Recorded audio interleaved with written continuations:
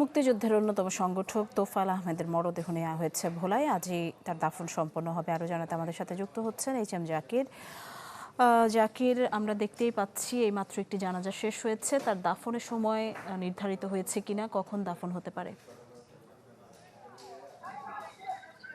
হ্যাঁ, নিশ্চয়ই। আমরা মাত্রই তৃতীয় জানাজার নামাজ সম্পন্ন হয়েছে। এর মধ্যে আমরা দেখেছি সেই তৃতীয় জানাজার নামাজটি তার গ্রামের বাড়ি কোরালিয়া, সেখানে নামাজটি অনুষ্ঠিত হয়েছে বাড়ির সামনে। এর মধ্যে নামাজ শেষ হওয়ার সাথে আমরা দেখছি যে মুসল্লিরা এক এক করে তারা চলে আসছে।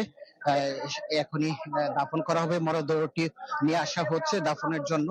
আমরা দেখতে পাচ্ছি যে তার যে কবরটি রয়েছে এখানে, তার পারিবারিক কবরস্থান, সেখানে নিয়ে আসা হচ্ছে মরদেহটি।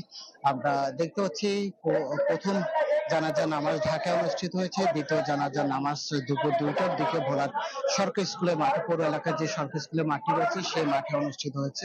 আর তৃতীয় নামাজের জানাজা অনুষ্ঠিত হয়েছে তার গ্রামের বাড়ি কোরালিয়া।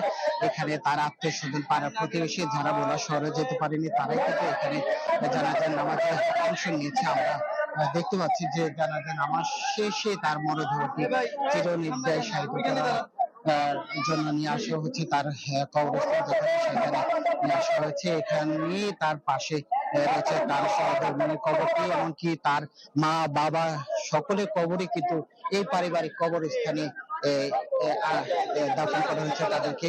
ঠিক একইভাবে আমরা দেখছি যে তোফায়েল আহমেদ তাকে চিরনিদ্রায় শায়িত করা হবে তাদেরই সেই পারিবারিক কবরস্থানে। আমরা দেখতে পাচ্ছি সেই কবরের দিকে মরদেহটি নিয়ে আসা হচ্ছে।